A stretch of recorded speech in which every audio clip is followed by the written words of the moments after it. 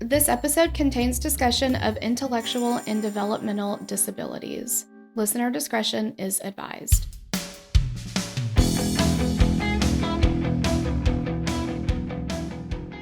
On Friday, February 24th, 1978, 5 young men left their homes to head to a basketball game at Chico State in Chico, California. This was the boys' favorite team, and they had a basketball tournament that they were playing in themselves the next day.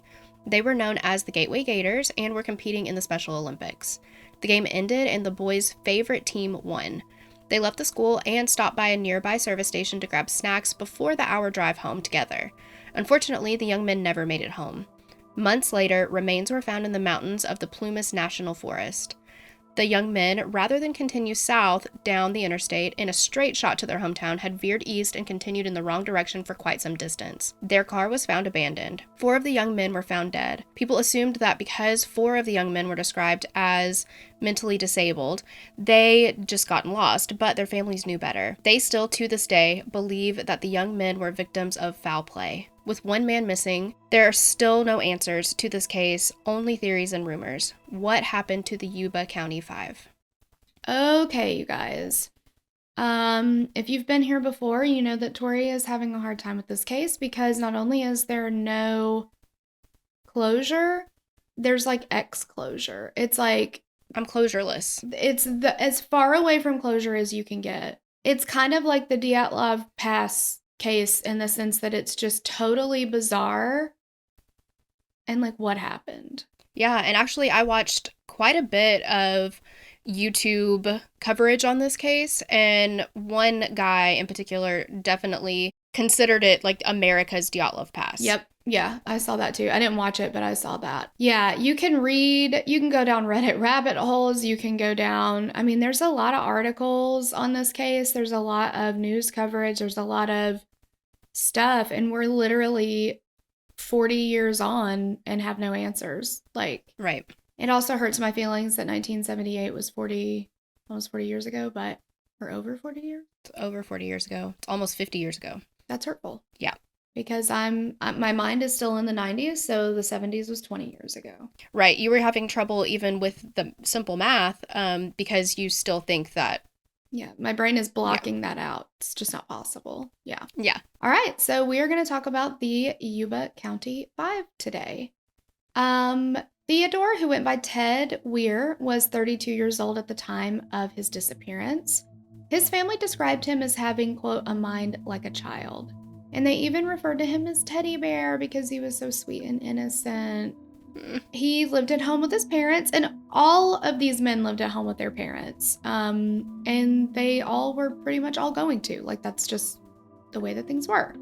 But he lived at home with his parents. He was known as a happy-go-lucky young man. He could talk to anybody. He hated the thought that someone might be mad at him, even if it was a stranger. And Ted was one of those guys who just wanted to make friends and have people like him. He was super friendly, and he just loved being loved. One of Ted's brothers described him as, quote, lacking common sense. I would describe you the same way. Me? Yeah. I would describe you that way because before I could even drive, had to teach you how to get gas and tell you that you don't have to pay extra tax because it's included. I remember that. Yeah. Okay. So, in a book written about the men's disappearances, several examples were given after the author interviewed Ted's family that spoke to Ted's difficulty thinking things through completely. He said that one time the family's house caught on fire and Ted refused to leave his bed. And Ted argued that he needed to get up early the next day for work. So he's not understanding the danger of staying in his bed, right? In his mind, he's like, I have to get up early for work. I'm being responsible. I'm not going to get out of this bed. And so his brother ended up just carrying him out. And there was also a time that Ted spent $100 at a store on pencils for no reason. Our cousin spent like $200 on karma beads in the early 2000s. So yes, she had gotten all that money for her birthday and Christmas, and she just went crazy on karma beads. She went fucking ham on just karma beads. And we were like, they were like wear that. Up her arms. You know, who can, the heart wants what it wants, I guess. Absolutely. I'm trying to say. Excuse me, I have some shopping to do. He graduated from Marysville High School in Marysville, California, and set the school's record for throwing a softball the greatest distance. These were very, very athletic men. All of them. Absolutely. Yeah. Yes. His mother said that Ted was a, quote, very loving person. He loved life and he loved people. William, who went by Bill Sterling, was 29 years old at the time of his disappearance, and similarly to his friend Ted, Bill was also described as having a childlike mind. And the reason for this is because all of these men, except for maybe one, had intellectual or developmental disabilities. Now, in the 70s, that's not what they called them. So when you're hearing his family, their families describe them, they're using terms that are available to them. And they, of course, are going to use more loving terminology. The media, not so much. So, and we are not going to use any of the terms that they would have used in the 70s. Like, we're just simply not going to do it. No. But at the time, I'm certainly not saying any of it was right, but at the time, we didn't have as much knowledge as we do now about how these things work.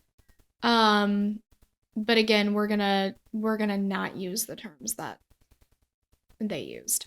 One of Ted's favorite things to do was call Bill on the phone and read him funny-sounding names that he'd found in the newspaper. I love that.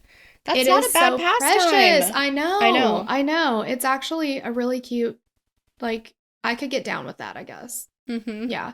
I had a, boyfriend in the 7th grade, and he lived kind of far away, 30 minutes, but we couldn't drive, And, we would talk late at night, maybe 8th grade at this point, because we each had our own phone line at that point for a little while, and we would talk forever, and he would just read me the encyclopedia, and we would just giggle about it. It's so stupid. But Bill loved to read. He was often found at the library. He had 2 sisters that were identical twins, Deanna and Debbie, and Bill attended the Marysville Community Church every Sunday and considered faith to be one of his top priorities in life. He would even visit residents of psychiatric hospitals, and he would read aloud to them from the Bible. Such a sweetheart. Precious angel. Bill worked at the Sunsweet Growers as a dishwasher, and he worked there with his friend Jack, but his job there didn't last too long. So Sunsweet got new dishwashing equipment, and Bill kind of struggled learning it and operating it. So he got another job as a dishwasher at the nearby Air Force Base, but his mom forced him to quit. Because this makes me so angry. She found out that the men who went to the bar would get Bill drunk, and they would steal his money from him. I don't think that, and again, it's never an excuse to be like, well, they were different times. That doesn't matter in any situation, but this is not something that anyone can blame on the times. No. This is just cruel. Mm-hmm. Yeah. Stealing from somebody doesn't change with the that's always been wrong. Taking advantage of people, always been wrong. Yes. Yeah. There is a special place in wherever you feel like bad people go, hell, Michigan, all the same, for these kind of people. Well, yeah. And I just don't understand it, because Bill, along with all of these other men, or most of these other men, were the absolute sweetest, precious angels ever. Mm-hmm. And you're gonna pick somebody who is so sweet and loving and do this to them, no matter what the that is so awful. It really shrunk my hat to hear that. We had a situation like this in high school, and there was a kid who often got picked on. I almost want to say the guy's name on this. I just want to fucking full name him, because he's such a fucking asshole, and I'm sure he still is to this day. I can't imagine he's not a dick. But he was hardcore picking on this kid, and they were throwing garbage at him, and they were just and they were laughing, and I was sitting at the same table but a little bit further down, and so he walked by me and he's like, come on, Torella, come on, join in, basically. And I was like, and I got up, and I know I didn't physically hit him because I would have gotten in trouble, but I yelled at him, and like, I invited that kid to come sit with us to eat lunch, and he did a few times. He didn't all the time, but he would come sit with us when he was in there. And I was just like, what the fuck is wrong with you? Like, ooh, I hate that guy. Does this make you feel better? Exactly. Why, like, that just speaks to your insecurity that you have to make somebody else feel smaller to make yourself feel bigger. Like, Yeah. whatever. But this was something that was very common. I mean, people with intellectual disabilities are, what, 4 or 5 more times more likely to be victims of crime or abuse, like things like that. They're often targeted because of these things. But in the 70s, I mean, I'm sure it still happens today, but in the 70s, it was dangerous. Like, it wasn't just people doing stuff like this, which this is bad enough, but people were violent towards those with intellectual disabilities for a host of reasons. But people were quoted as saying, like, I don't want them to steal our jobs, or like, people just did not want people with intellectual disabilities to succeed. And they took violent measures because of it. That's something I will never, ever, ever be able to understand. And I believe wholeheartedly, because there are some things where you're like, well, you can't know what you would have done back then, right? I know that I would not have done that. 100%. Yep. Yeah. I know that I would not have been down with something like that. No. Even if it was considered normal. Because, I mean, honestly, like, some of the terminology that was big in the 70s around this topic, people were still saying that, like, big time in the 90s. I know that for sure. I had friends who would use the R word all the time, and I never would say it. Like, I was just like, I'm not going to say that. It doesn't feel right. It feels derogatory, and that's why you're saying it that way. So, like... Well, I mean, why would somebody say that, especially as a teenager? I mean, and there are a slew of terms that teenagers, even into the early 2000s, have used as an insult. Why is it an insult? Right. Why are you using it to insult someone? Because it's a bad thing. You know, it's a bad word. Yeah. Yeah, you're giving it a negative connotation. Yes. Yeah. When, newsflash, people are people. Nobody's better than anybody else. I just don't understand it. Yeah. I do not understand it.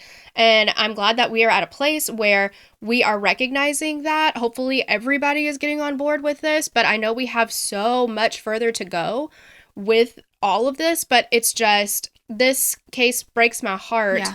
As do all of them, honestly, break my heart. But it just makes me so sad. I personally just cannot sit here and hear about somebody being attacked, assaulted, violated, whatever. Abused, yeah, all these things. Yes. Because of what? Like, oh, it just makes me so mad. It makes me so mad. Yeah, it's just awful. So he ends up quitting that job once his mom found out what was going on. So Bill considered Ted to be one of his close friends and had known him for about 8 years, but his very best friend was Jack Madruga. So Jack was 30 years old. He was an Army veteran. He had served in Vietnam in 1968 and at this time was living with his mother, Melba Gale Madruga, in Linda, California. A lot of names. Linda. Look Look it. Linda. Look it. Linda, lick it. I love that. Oh, I love that video. I Yes. thought about that this morning before this. I was like, I don't know why, but I was like, Linda, look it. Oh, Look it. that's funny. I thought of it because of Linda. Like, I was like, Linda. So one of his favorite sayings was, "What's up, Doc?" Which earned him the nickname of Doc from friends and family. Jack loved playing sports. He loved board games. He watched game shows often. His favorite genre of TV shows were comedies, and his favorite show was I Love Lucy. Jack was a big fan of Motown music. He loved Diana Ross and the Supremes, and he loved dancing. Yes. Jack had not been diagnosed with anything. His mother said that her son was generally thought of as, quote, slow. That was her word. However, he was able to successfully manage his own finances. His nephew described Jack as, quote, an intelligent and sensitive man, just extremely shy in social situations. All right. Another thing that kind of I don't want to say set Jack apart, but a slight difference was Jack had a driver's license. Only 2 of the men had driver's licenses. And Jack had a 1969 Mercury Montego. It was bigger than your mom's Jack Russell, for sure. Oh, yeah. Yes. It was bigger than your mom's Great Dane as far as cars go. I think it was pretty close to your mama's hippopotamus. Okay, I think that's about the size that we're looking at here. I mean, cars at that time were like super duper big, but this was like a giant car. But he loved that thing. He wouldn't let anybody else drive it. He was the only one that was allowed to drive it. He took immaculate care of this car. He was like always, it was very clean. It was his baby. It was his most prized possession. He was very proud of this car, which is going to come in to play in the story. And since he was one of the few of their friend group that had a driver's license, he loved being able to like chauffeur his friends around. He's like, I'll drive. That's fine. He loved it. Next was Jack, who went by Jackie Hewitt. He was 24 years old at the time of his disappearance. He reportedly had the most significant mental deficits of the group, but he was not diagnosed with anything specifically. And again, diagnoses were different then and all these things. So, we don't know what that would have been, today if they'd been able to be examined. But, at that time, this is all we know. He lived on a farm and with his family, and he was the youngest of the group, and he looked up to Ted. They'd known each other for almost 8 years. Ted was a big brother to Jackie. He even made phone calls for him because it made him really anxious. Jackie had a Honda motorcycle. He loved riding it around the farm and playing with his dog, which was a beagle named Bo. Jackie was unable to read or write. He was very shy around people he didn't know, and he had a little bit of a speech impediment. Jackie seemed to always have a smile on his face. He loved playing basketball with his group of friends. And his mother described him as, quote, a delight. He was just slow but real happy. And again, this is his mother's direct quote. Gary Mathias is 25 years old at the time of his disappearance. He had very poor eyesight, which was a result of jumping out of a moving car as a child. Gary was diagnosed with paranoid schizophrenia and often had violent outbursts. He served in the Army in 1973, but he ended up being honorably discharged due to the schizophrenia. Now, at this time, he's under a doctor's care. He is taking medications, and he was considered to be managing it really well. Unlike his group of friends, Gary was never suspected of having or was diagnosed with a mental disability. He was much more independent than his friends. He had a job in landscaping. He played in a rock band. When he disappeared, he was still dating his high school girlfriend. Gary graduated from Marysville High School in 1971, and he played on the school's football team. Again, because of the time period, if you go look up an article or anything anything like that, you're going to see some words that are not okay to use today. It's believed now that Ted, Bill, and Jackie would likely have been found today as maybe being on the autism spectrum, while Jack probably wouldn't have been diagnosed with anything at all. The 5 young men all came together at Gateway Projects in Yuba City, California in June of 1977. Gateway Projects was a facility that assisted with those in the community that had mental or developmental disabilities, anything like that, or mental health issues as well. They provided counseling and assistance with finding jobs or living quarters. Gary, after dealing with legal issues and substance abuse, was attending drug counseling at Gateway Projects. And Gary's counselor told him that he needed some help with a group of guys at the facility who wanted to play basketball on the Special Olympics team. He said, these are good guys. They just needed some leadership. And Gary had played basketball before, and he was like, sure, I'll help. And Gary already knew one of the guys, Ted. Seemed like everybody kind of already separately knew Ted. Yes. But he lived right down the street from Ted. So this is the team, now of 5, and they were known as the Gateway Gators. I feel like, because this is the way that I put especially if it's 5 of someone, I put them in terms of like they would be in a boy band. Yeah. Ted would be the big brother type. Chris Kirkpatrick. The older brother. Yes. Like, because that's what almost everybody looked up to him and kind of went to, and I know this from, 2 instances where Bill and Jackie really looked up to Ted in that way. I don't know about the other 2, but everybody just seemed to feel really comfortable with Ted kind of help, and Ted took that role on, it seems like. Yeah, so for sure. It's just really sweet. It is. It's so sweet. Yeah, they were super, and just how much they love basketball, I think, was just really adorable too. Yes. Absolutely. So on Friday, February 24th, 1978, the group of guys were excited for the night that they had planned. They were going to make the hour drive to Chico State to watch their favorite basketball team play, and they were the UC Davis Aggies. All 5 boys were preparing for their team, the Gateway Gators, to play their own game, which would have been 9:30 the next morning, in a tournament for the Special Olympics. At 6:30 p.m. on Friday, Jack was driving his Montego, and he picked up each of his 4 friends from their homes. They stopped at a local service station where Bill's father worked so he could get his allowance, and the group of guys made it to the game at Chico State. Several witnesses reported having seen the group at the game and Jack's car leaving the parking lot just after 10 p.m. The Aggies won the game, so the boys were ecstatic. They were super, super excited.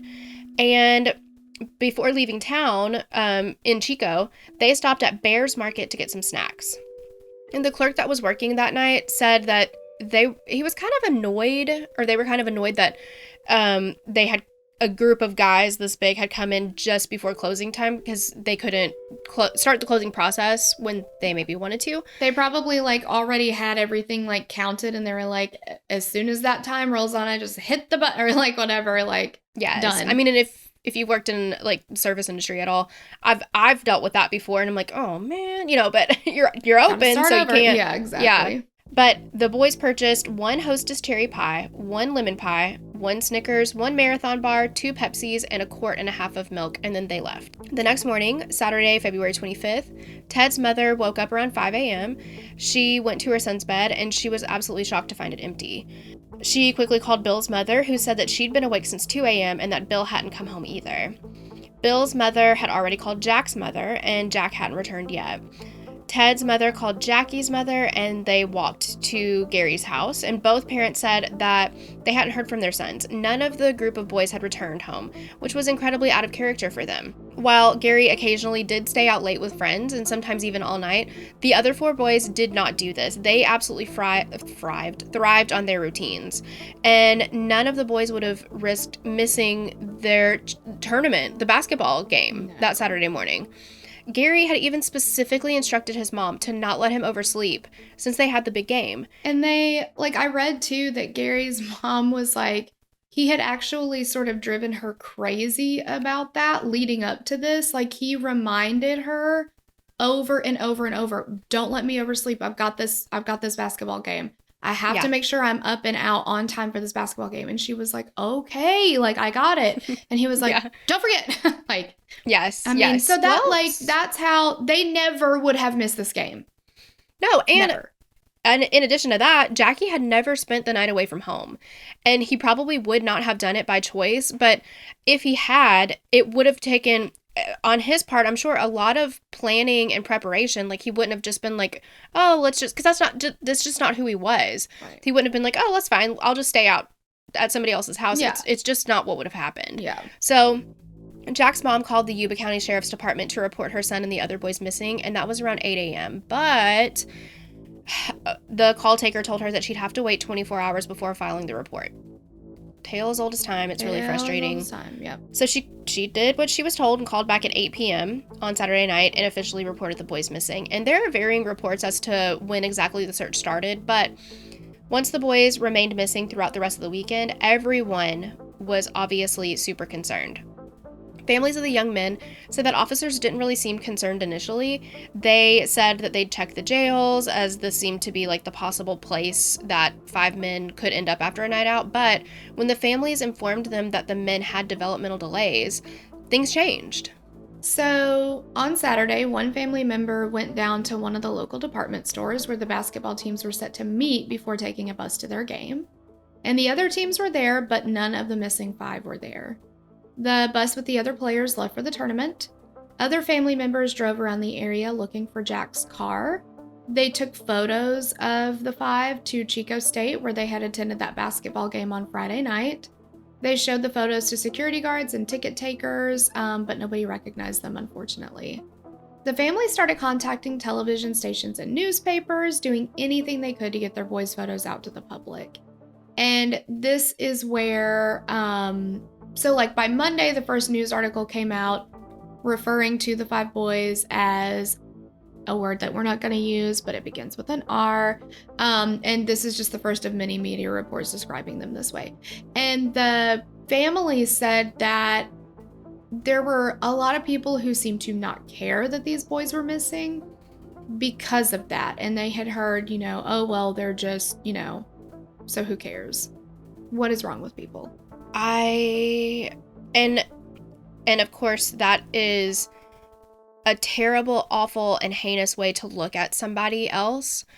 And unfortunately, even more recently, I hope to God it does not happen now. I can't say for a fact that it doesn't, because we as a society have a lot of growing to do, but it happens in other areas as well. Like different ways of living and lifestyles affect that as well. Like sex workers. Yeah. Different members of the community. Like it's so race. I mean, it happens a lot, and it wasn't okay then. It will never be okay. It never, ever. Mm-hmm. And I just, how do we fix it? Like, we can't be like this. Yeah. I just don't understand it. I just don't understand looking at another human being and not having compassion and being like, that's a human being. Like, you don't have to, you don't have to be a parent to know that, if somebody has a missing child, that's got to be absolutely devastating. Like, you don't have to have a dog yourself to feel sorry if somebody else's dog gets run out. Why can't we look at people as people? Like, this person is loved, and there are people who love them who are devastated.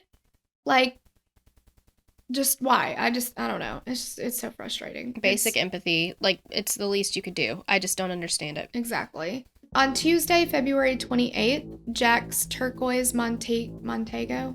I said Montego because that's what you said. I thought it was Montego, but I'm not in the business of correcting you. That's actually exactly what you're in the business of.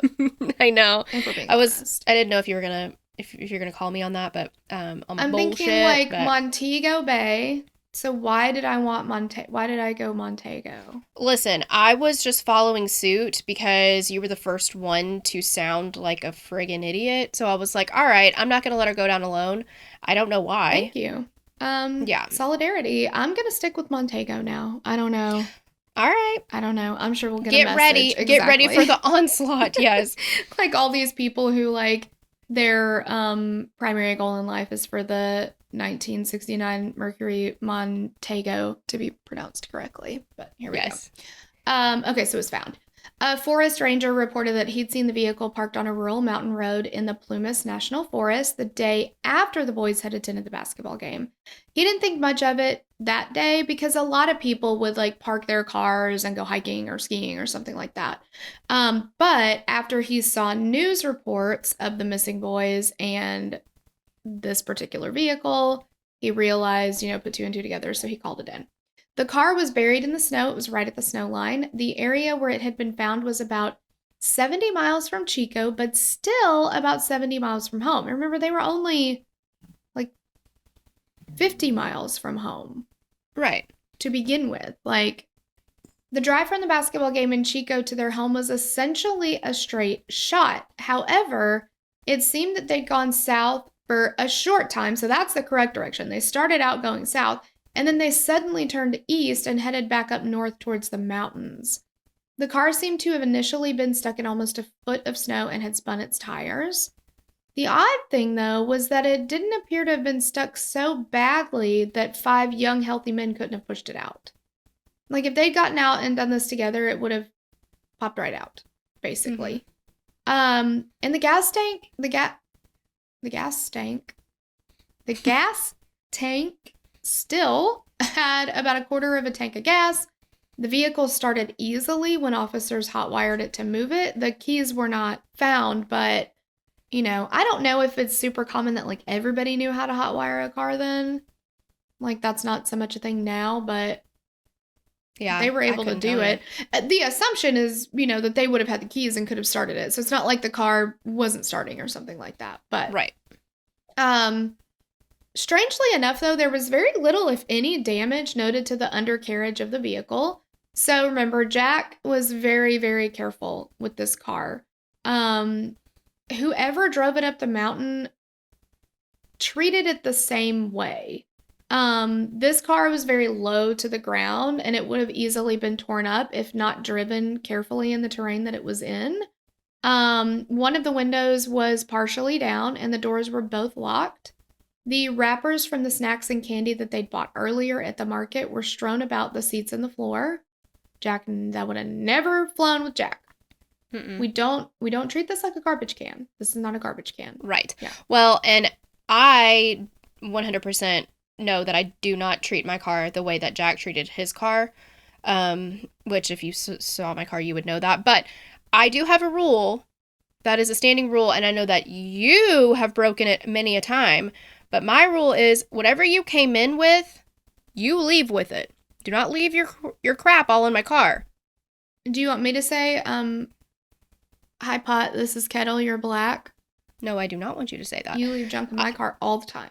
What kind of... No, we're not going to get into this. We'll discuss this at a later date, but I have just seen you. You will come... No, we're not going to go there. Anyway, I'm just saying... We'll put this on a shelf for later, but we're going to have this conversation because I feel like you do it worse than I do. Okay. So we're going to have a fight about this at a later date. Gotcha. Yes, all yes, right. yes. All right. Them ending up where they ended up in this car was more than just a wrong turn that had gotten the boys off their route. There were several maps in the glove box, and Bill was really, really good at reading maps. He even had a collection at home, and Jack's family said that Jack knew to stop and turn around if he made a wrong turn. It didn't make any sense that he would have continued up the mountain in the dark. None of the men were familiar with this particular area, but as you're going up, and I feel like you kind of have to, like, see it, because even seeing it on a map doesn't do it justice. I watched the show on Amazon. I mean, I'm sure you can watch it other places. That's where I found it. I don't remember the name of it. It's like auto/biography, and it's like this group of people who, I don't know. I know they did this case. I don't know if they did what other kind of things that they do. I don't know if it's all true crime or what. But they actually went to this area, and you have to drive over this huge bridge. And as you're going up the mountain, like, they even got to a place in the road where it was no longer paved anymore, and it's completely covered in snow. And they kept going. So, like, if you see it, you're like, this just doesn't make any sense to continue to go up. Right. Especially if you're familiar with the area, but especially if you're not familiar with that area. Like, if you're not familiar with it and you're driving up there in the dark, it would be really scary. You would be stressed out. You would just be like, I don't know what's on the other side of that. So I don't want to keep, and how important his car was to him and how rough that terrain was, and it could have damaged his car in any number of ways. But if you are familiar with that area, then you're certainly not going to go up there because you're like, this isn't going to work. Like, This doesn't make any sense. No. The only thing that I thought about, though, was because people kept saying, well, they were, driving too long in the wrong direction to have made a wrong turn and like all that kind of stuff. There was a time that I did that because I'm from this area. I born and raised here. Yes. Yeah, which is actually how I met my husband, so it worked out. But I was driving from Nashville back here, and it's like, 30 minutes down the interstate? Yeah. Okay. Well, I got on one of, there's a few different interstates there. There's like all these like 40 and 440 and 24 and 65 and all that stuff. So I was on 40 and I had missed the one turn I was supposed to take. And then I thought, well, that's fine because 40 at some point intersects with 24, right? So if I just keep on keeping on, I'll get to it. So I'm driving and I'm driving and I'm driving and I'm like, damn, I kind of been driving for a long time now, but I know it's coming. I know 24 is coming. I should have turned around at like 50 different exits. I started seeing signs for Knoxville. Yeah, I was going to say, you were damn near Knoxville. I went the wrong way for over an hour. And I do want to really, really emphasize that this is before, I mean, we had phones, but the best your phone could do was try to, I mean, I had a MapQuest, I guess you would call it an app. It was a generous way to say it would be, it was an app. It was not the apps that we know and love today. But it took forever to load and all this stuff. Yeah, you had a Garmin. Without that, I did have a Garmin, yes. So that, I mean, you had to have a whole separate device to give you directions. Like, it was like a thing you had to have installed.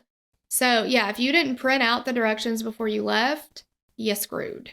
Yeah, you'd have to stop and ask someone for directions or call someone, because, Yeah, and literally, and like, at that time, you know, let's see, that was 2008, so I would have had probably like a flip phone or something.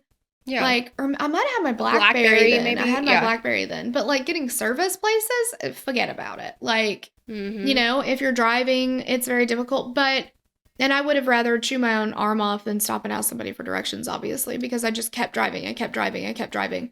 But that came to mind because it's like people who didn't know the men, some of them would say, well, you know, they probably just got lost because, you know, they referred to them as not as smart as other people or whatever. And all their family was like, absolutely not. You know, these were very smart men. But it just reminded me of that time with me. And I just wondered, like, but they had the maps there. That's the other thing. There's 5 of them in the car. One of them, Jack can be driving, and one of them can look at the map and say, yes, this does intersect with where we need to go, or no, it doesn't, you know? Like, so, I don't know. It was just one thing that popped into my mind that had happened to me, but they had an actual map. I didn't, and even if I did, I wouldn't have known how to read it. But, I don't know. So anyway. All right, so they've located the missing vehicle at this point. So now investigators have at least an area to search, which is like so far off where they, you know, their route that they would have thought of. Not long after the search in the forest, a blizzard moved into the area. This dropped almost a foot of snow, covered any signs, you know, any tracks that the men would have left or anything like that.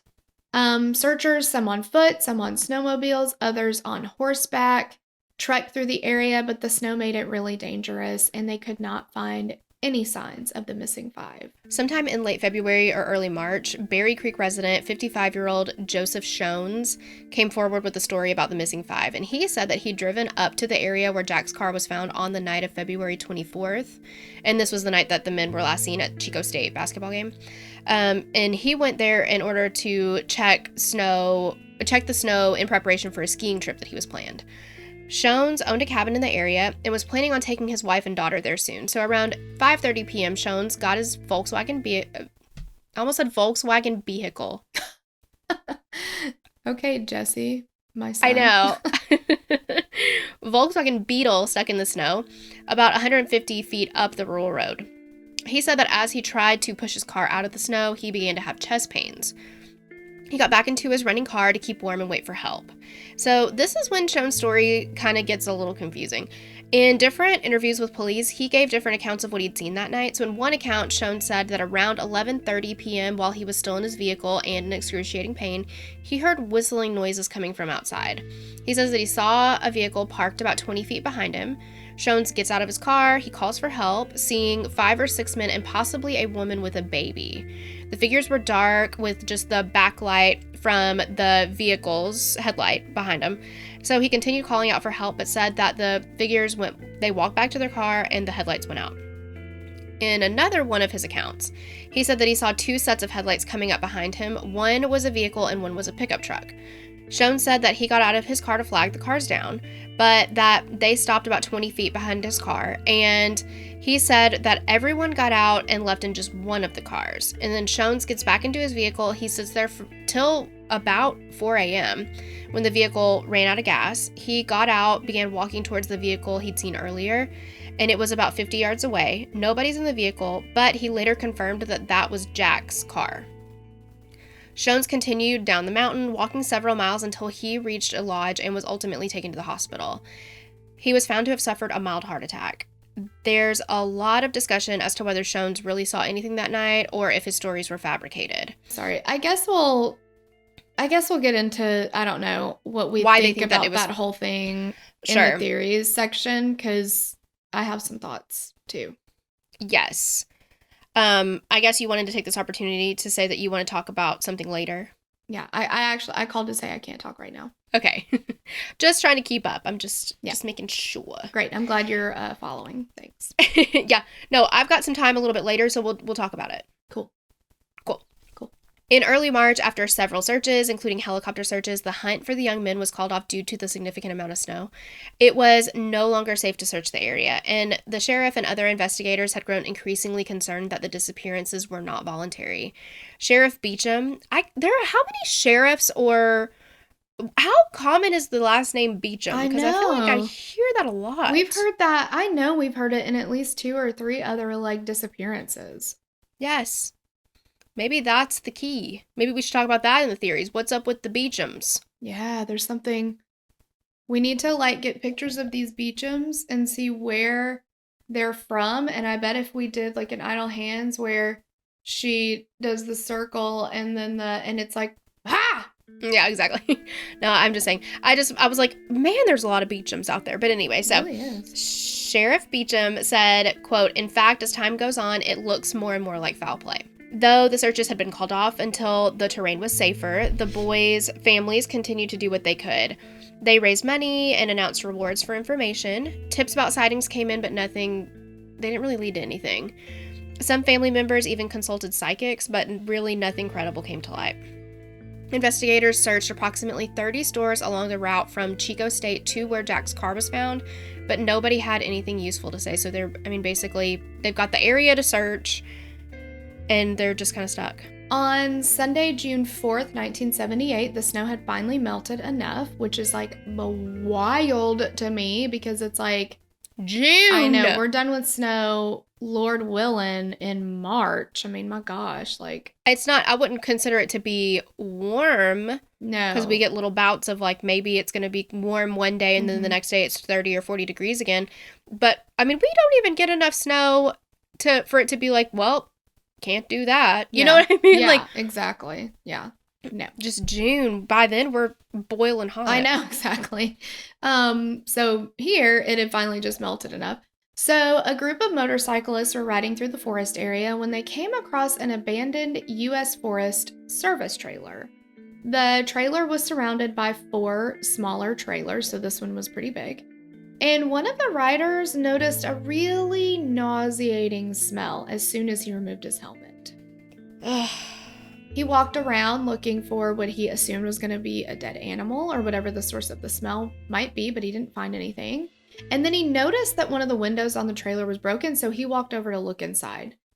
I don't know what, I would have just been none of my business, bye. I don't know. Something smells bad, bye. Yeah. He's checking it out. So he looks inside the window and he sees an extremely emaciated human body laying on a bunk. It appeared that the man had frozen to death. And he said that the man was lying face up. Both legs of the pants were rolled up. And he said, quote, both of his pant legs were rolled up above his knees, revealing apparent blood poisoning and gangrene. The motorcyclist quickly left to tell law enforcement what they'd found. When the investigators returned to the trailers, they found the body of 32-year-old Ted Weir, covered in several bed sheets pulled up to his chin, like somebody had, tucked him in. I mean, it was deliberate looking. Mm-hmm. He was barefoot, and 5 of his toes were missing, likely from frostbite, and his feet were gangrenous. The medical examiner determined that it likely would have been way too painful for Ted to have moved at all, so that somebody else would have had to tuck him in the way that he was found. There was a small table by the bed. On it were several of Ted's items, including a ring with his name engraved in it. his gold necklace, his wallet with cash still inside, and a gold Waltham watch with the crystal missing. When consulted, Ted's family identified all the items except for that watch. And in fact, nobody, any of the families, could identify this watch. It was not found to belong to any of the men. Ted's leather shoes were also missing. Everything found inside the trailer literally answered nothing and made everybody just have more questions. There was one partially melted candle on the table, which appeared to be the only source of heat in the trailer. In addition to furniture that could have been broken down to use as kindling, there were many paperback books. There were also matches found. So it's not even like you have to figure out how to, like, use a rock to start a fire. Like, right, you've got all the kindling, but you just don't have anything to start a fire. Mm-hmm. They literally had everything there to make a fire happen. And not even just like the matches, the furniture that you could have used, the paperback books. There was a full can of propane or tank. And if it had just been... What's the containment verb for the propane? I know, I'm not quite sure, see. Yeah. And if it had been switched on, it would have provided the trailer with heat. It was in the shed outside. The shed was partially blocked by snow, so it's possible that maybe the boys wouldn't have seen it, but it was there. There were plenty of extra blankets and clothing inside the trailer, as well as quite a bit of food. Another shed outside held a large reserve of sea rations, which were typically used in combat. They were in tin cans and had crackers, fruit, and stew. A total of 36 meals had been eaten. Beside the cabinet where the sea rations were was another cabinet with a significant amount of dehydrated meals, and many articles say that this would have not only provided one of the men with enough food for a year, but all of them for enough food for a year. It just doesn't, nothing about this makes sense. No. Some of the meals had been opened using an army can opener that only Jack and Gary would have known how to use. Ted's autopsy revealed that he'd actually died of pulmonary congestion due to exposure, which is wild because his body was just in such... I mean, he was missing toes, like the gangrene, the blood poisoning, like... Yeah. I just feel so bad for these men. Like, that had to have been... Such a painful and awful way. Slow and painful. Yeah. Oh my gosh, it's awful. So this is often referred to as wet lung and is caused by cold exposure. At the time that he disappeared, Ted was 5'11" and 200 pounds. When his body was discovered, he had lost close to 100 pounds. Oh my gosh. See, that really puts it in perspective because you can, I mean, just hearing that he lost almost half of his body weight from being out there, and he wasn't out there in the grand scheme of things for that long. He had been there for 8 to 13 weeks, which is a long time to be in survival mode in,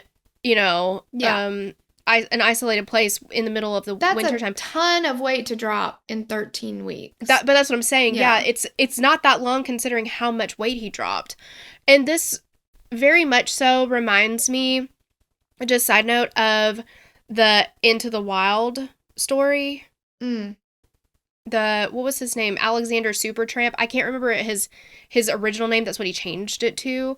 But when he got stuck in Alaska, and then he dropped to a fraction of his size. He couldn't get out. It was like a whole, it's just, it makes me, it's so sad. Yeah, it really is. And I mean, he's 5'11" and he's down to 100 pounds. Can you imagine? He's skin and bones. I mean, that's it. Absolutely. The medical examiner also said that based on Ted's facial hair growth, that's kind of where they got this 8 to 13 weeks because he had grown a pretty full beard, which he never had a beard before. So he would have gone from clean shaven to this beard. So he had to have still been alive for that amount of time. And they think that he may have died about 2 weeks before his body was found. That's a really tough number. If they had just reached him, exactly. I don't know what could have happened. Yeah, what could have happened. With the discovery of Ted's body, investigators spread out in the area around the trailer. However, they found it incredibly difficult to imagine how the men had made it all the way to the trailer from their vehicle. So, if you read articles, watch anything, like whatever you do, you're going to find conflicting information. Some of them are going to say it was 20 miles away from the car. Some of them are going to say 11.5 miles. So, somewhere between 11 and 20 miles. They would have had to walk that far. None of them even had coats on them. They were not dressed for winter weather, for sure. And this was brutal winter weather. And they didn't even have coats on them, you know? They didn't have gloves. They didn't have any of that stuff. They didn't have waterproof boots, you know? Like, none of it. Well, they weren't prepared at all for this, right? Also, like, reading about this case, I was just like, because my mother-in-law has told me before, like, now that it's getting colder again and, like, reading this, it made me think of it. She always keeps blankets. Yeah, blankets in her car, and I think matches maybe or something, like just some way to, like, get a candle or something, like some way to provide like some bit of heat or whatever, or like those little hot hands, like warmers and stuff like that. And she's like, you just never know, you know, if your car breaks down on the side of the road, especially like having kids in it or whatever, you can at least wrap them in a blanket and give them those little hot hands and keep them warm or whatever. But, like, you know, because you don't expect to. Yeah, nobody who gets stuck in a situation like this ever planned on getting stuck in a situation like this. Exactly. Like, nobody. Yeah. They'd found that a snow cap belonging to the Forest Service ran up the road to the trailer, which did leave a path in the snow. So it's possible that the men saw the path and followed it, and that's how they found this trailer. On Tuesday, June 6th, a volunteer who was using his tracking dogs to help with the search for the men got an alert from one of his dogs just off the main road. That's where he found the body of 30-year-old Jack Madruga near a stream. His body had been ravaged by wildlife, with his right arm having been bitten off. He had his watch in his left hand and his car keys in his pocket. Not long after, 29-year-old Bill Sterling's body was found just across the road from Jack's. Bill's wallet was on him, which held his social security card and a photo of Bill's sisters. I don't know why that just, like, stabs my heart even more. Like, oh, God. These men were so sweet. They're just so sweet. His body, like Jack's, had been picked apart by wildlife. His skull was found 50 yards from the rest of his body. Both bodies were about 4.5 miles away from the trailer, towards Jack's vehicle. It's just like, it's just all over the place. And that's like, it's not like they walked 4 yards. They walked 4.5 miles. Like, they had to walk. It's just crazy. The following day, June 7th, this is also just so sad. Jackie's father discovered his 24-year-old son's remains about 2.5 miles from the trailer. He actually picked up his son's spine, which was inside of his clothing, and his skull was about 100 yards away from the rest of his remains. The 3 men found outside were identified by their dental records. Still missing, though, was 25-year-old Gary Mathias. So, though Gary hadn't been found, there was evidence that he had been in the trailer. His tennis shoes were there, while Ted's thick leather shoes were missing. Police believe that after Ted was no longer able to wear his own shoes due to his swollen frostbitten feet, Gary probably put Ted's shoes on to accommodate for the swelling of his own, since Ted's shoes were bigger. The families of the boys were absolutely heartbroken, understandably so. But they were also confused. While the media was so focused on the boys being... They used words, but they were focusing on their intellectual disabilities and delays. They were also saying, like, well, they probably just got lost, but the families knew that that had not been the case. Wouldn't have been the case. Jack Madruga's mother said, quote, "Things aren't right. They want to say they got stuck, walked out like a bunch of idiots and froze to death. Why would they leave the car to go die? There's no sense in that theory. But we can't figure anything that works out right. There's no rhyme or reason to any of it." And Bill's sister said, quote, "Someone made them go up that road. Bill didn't like the snow. They knew that it was cold up there. Madruga wouldn't have driven his car up there because he likes it too much." And the families were... It just seems like something forced them up that mountain. Right. Yeah, but I mean, and then, okay, if we go with that theory, which I agree with, what was it though? I mean, and nobody knows. Like, what made them go up there? The families were so convinced that their boys had met with foul play that night, understandably so, and nothing made sense as to why they would have ended up where they ended up. There was no evidence of, there was no evidence of foul play in the cabin or on any of the remains found. A month or so after the boys went missing, a woman in Yuba City, by the name of Debbie Lynn Reese, began receiving some strange phone calls. So during the first phone call, Debbie answered, and a male voice said, "I know where the missing 5 men are," and then he hung up. The next day, the same voice called back and said, "I need help because I hurt those guys bad." Debbie asked who he hurt, and the voice replied, "Don't play dumb with me," and then hung up. He called once more a few days later, and when Debbie answered, the same voice said, "Those 5 guys are all dead." Debbie repeated back to him, "They're all dead?" The voice responded with, "They're all dead," then hung up, and that was the last call she got from this man. And Debbie had absolutely no connection with the 5 missing boys. Yeah. I mean, and that's something you just don't know. I mean, how many times have we heard of people making prank calls to get involved with the case? They think it's funny, they think it's whatever. She had no connection to the case, so it's not like they were calling their families and saying something like that. Yeah. And I'm certainly not calling Debbie Lynn Reese a liar, but I think we also have to take into account that she also could have interjected herself for whatever reason. Like, sure. I mean, know. without proof, you have Mhm. to play devil's advocate and think, well, maybe because Yeah. it's a story that she told. She Mhm. doesn't, like. And we know that when, so this is a month or so after they first went missing. We know Right. they were still alive at this point. So when this person is calling and saying, "Yep, they're all dead," they're not all dead. Right. It's So not a obviously credible this story. It's person, not yeah, true. doesn't have the actual information. Right. And I'm going to say this right now. Maybe I don't have a good sense of humor. I happen to think that I'm hilarious. I've got it from at least one credible source that I am, in fact, hilarious. But maybe I just don't have that good of a sense of... Yeah. Huh? Okay. Yeah. Yeah. I thought we... Yep. It's not really important who thinks that. But, Okay. how is it funny to make prank calls about these types of things? How is it funny to call people terrible, demeaning, and just mean names? How is it funny to pick on someone, steal from them, whatever, when they are vulnerable in whatever type of way? Yeah. How is it funny to take it? I don't understand these types of things that some people apparently seem to find hilarious. Yeah. I just don't get it. I know. I'm like, I wonder what the actual percentage of human beings like that are sociopathic is, because this is a complete lack of empathy. Well, To I do have things heard, like that.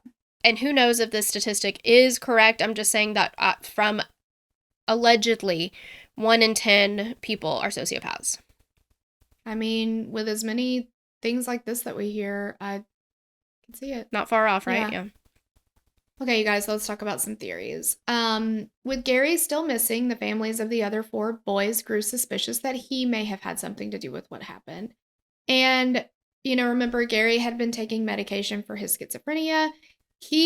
When he was not medicated, if he had gone off of his medication or before he started this medication regimen that was working really well for him, he had some, like we said, before, like violent outbursts. So he'd had some run-ins with law enforcement. He'd been arrested twice for assault and had issues with psychosis when he stopped taking his medication. But again, despite these problems in his past, Gary's family said that he was doing well and he was working at his stepfather's business and taking his medication as prescribed. His doctor called him a success case. So, I mean, obviously, after they went missing, he would not have had his medication to continue on. Sure. But I don't think there's any weight to Gary having anything to do with it. I just don't. Well, yeah, if we're going to go with that theory, from what I have heard from other people who have gone with that theory, that maybe it was Gary's idea to drag them all the way up this mountain and then murder everybody or something. I don't see it. No, these were men that were very close to each other. They protected each other. They cared about each other. Jack was the one driving. I mean, it would have been Gary against 4 other men. And if Gary knows them the way that I'm sure he did, being a big part of this group and knowing them for quite a long time, he would have known probably, let's say that he had this thought in his mind, let's go there, that he was going to take them up there or make them go up there. But he probably knows that because of knowing them, they're not just going to go with this whim of a, like, they're not just going to change the plan. No. That's not who they are. Right. And then we have to remember that Gary was so concerned about missing their basketball game the next day that he literally reminded his mom about 47 billion times to make sure he didn't oversleep. Absolutely. So he's just going to, on a whim, while he's on his medication regimen, just on a whim be like, let's drive up this damn mountain and maybe get stuck there and possibly not make our game tomorrow. Like, it's just not going to happen. There was a rumor expressed to several family members of the 5 men that there had been a fight in the parking lot of the market that they had stopped in for snacks after the game. Supposedly, a group of guys had started teasing Jackie in the parking lot, and when Gary tried to intervene, it led to the other group of men following or chasing them in their vehicle, which resulted the boys in getting lost because they were trying to get away. These claims have never been verified. Another theory is that a local man was behind their disappearances. This person reportedly had a bad history with Gary and had made threats against him. He also had an extensive arrest record with drugs and violence. This person became a pastor later in life. I hope this guy really found Jesus, because the rumor says that this man, often referred to as the town bully, was dating Gary's sister. And when she broke up with him, the bully began harassing Gary's family. It's theorized that the boys ran into the town bully on their way home from the basketball game, and at that point, Gary was thrown into Lake Oroville after a fight, and the other 4 were then forced up the mountain and out of their vehicle. A witness who later was too frightened to come forward initially said that while at church, she heard this man confess to several murders.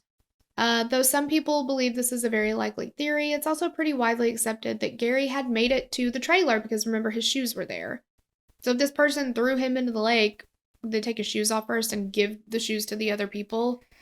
This is very reminiscent of Titanic when Jack Dawson goes to save Rose after she slips, and the detective is like, this all happened in a span of a couple seconds, yet you had enough time to remove your shoes. Mm-hmm. Caught. Do you see what I'm saying? Yep. Done got caught.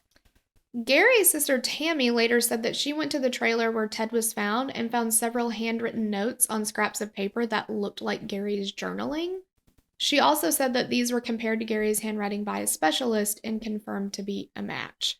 There have also been several unconfirmed sightings of Gary after the boys' disappearance, but, I mean, how many sightings do we... Maura Murray. Yeah. I mean, every missing person, you'll get calls and be like, I saw her in California. I saw her here. Like, people still see Tupac. Mm-hmm. Yeah. And what did we Elvis. learn? What did we learn from that episode of Full House when DJ is at Disney with her family and she just misses Steve, and everywhere she walks, it's Steve, it's Steve, it's Steve, it's Steve. Like, if your brain wants to find somebody, if your brain wants to see it, your brain's going to fill in the gap. Like, oh, look at you recalling a Full House episode. I know. That one, for whatever reason, had just a major impact on me, obviously. Of course it did. And it was a 2-parter, which is even better. Maybe that's why. Yeah. Another theory is that Joseph Shones, the man who reported seeing several people by Madruga's car on the night of the disappearance, may not be telling the truth. Shones had a history of drinking and driving. There was also a lot of gossip around town. It was kind of widely known that, Shones was kind of full of shit. He was a teller of tall tales. He was embellishing stories and that kind of thing all the time. He would a lot of times do this for attention. He would embellish or add outlandish details to stories, and people would just be like, sure, yeah, I bet so. One of Shones' old neighbors said that Shones had made quite a few enemies. Some believe it's very possible that Shones would have pointed the young men in the wrong direction if he encountered them. That's awful. There were also some details in Shones' story that don't make sense. For one, he says, remember, he got back in his VW Bug to get warm.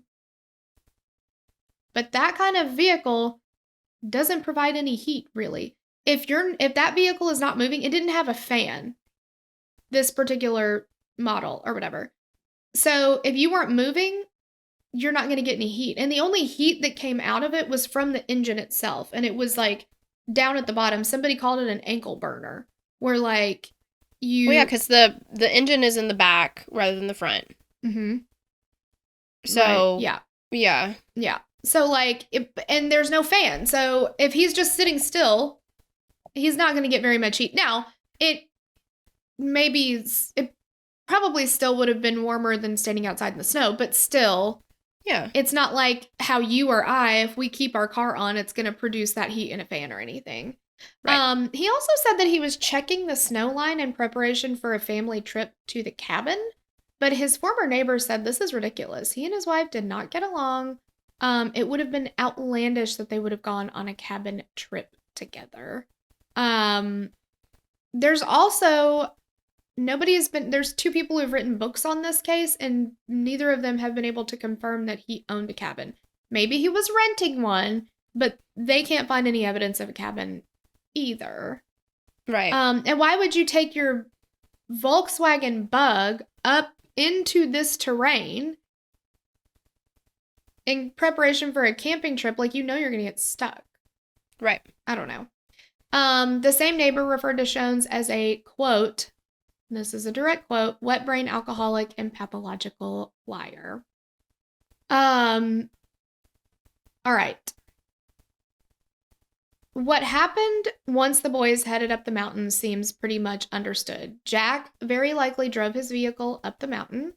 The amount of care that was clearly used to drive up there was obvious and very much like something Jack would have done.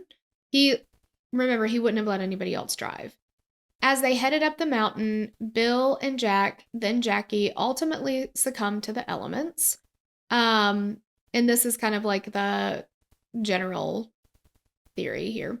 Ted and Gary continued on to the trailer, where Gary attempted to care for Ted and his severe frostbite and gangrene. Gary was able to use the combat can opener to open the C rations for him and Ted. Gary likely decided to go for help and switch to Ted's shoes since they were bigger and thicker. While Gary was gone, Ted was unable to open any more of the food. I also read that Ted had this very, very, very strong moral compass where he would have, I think his family thinks he would have felt like that was stealing if he was taking somebody else's food, and he literally wouldn't have opened it. So that he wasn't stealing. Yeah, it's really sad. This still doesn't answer the question of like why they didn't build a fire, why the shed hadn't been broken into and the gas turned on. One Reddit. Go ahead. Well, I was just gonna say, I'm so sorry. One person that I watched on YouTube mentioned the fire in Ted's home previously, because remember his house had caught on fire. Now I don't know if mentioning that means maybe he was scared that the trailer would have caught on fire, or that's leaning to, because it could have been that, or if it means since he didn't do what somebody would, you and I would have done, which is evacuate. Since he didn't do that, maybe his mind wasn't thinking, oh, let's make a fire to keep. I don't know. I don't know exactly what the mention of that is for them, but I was like, well, maybe he was scared. That's true. I mean, maybe he was. And also, if he was so concerned about, breaking the law or breaking a rule or stealing or whatever, that he wouldn't eat the food, I think that lends to then he wouldn't have broken into the shed and, and there's a Reddit poster who works with adults with disabilities, and they said it probably would have been very difficult, if not impossible, for the young men, other than Matthias, to go against what they'd been taught. Like, we don't burn books, we don't burn furniture, we don't break other people's things, we don't break into other people's things. Like, so that's I mean, that's a possibility. And unfortunately, we're just never going to know. And like, why did they go up there in the first place? Why? Right. Yeah. Because I don't know. I feel like they got scared and they were trying to lose somebody that was following them. Because I'm going to do this really quickly because we're over. But the Gateway Project, that they all met each other in that organization that was helping men with, or people with intellectual disabilities and things like that. They had been attacked in the years leading up to this. Like somebody threw a Molotov cocktail into the building. Somebody, when one of the people who worked there opened the door, set him on fire and killed him because they had such a hatred for helping people with intellectual disabilities. So again, like we said, it was a dangerous time for them. And I do think that maybe they felt like they were being followed or chased. Maybe something did happen in that parking lot. Targeted. Yes. I mean, oh gosh. Yeah. And so they got scared, and maybe when they got stuck, I mean, I don't know. I don't know why they would have gotten out of the car, but maybe they got out of the car because they didn't want whoever was following them to find them in the car. If the car is easy to spot, we'll Very go possible. hide somewhere. That is just... Yeah. And, Gary and Matthias has never been located. There have been no real developments made in this case.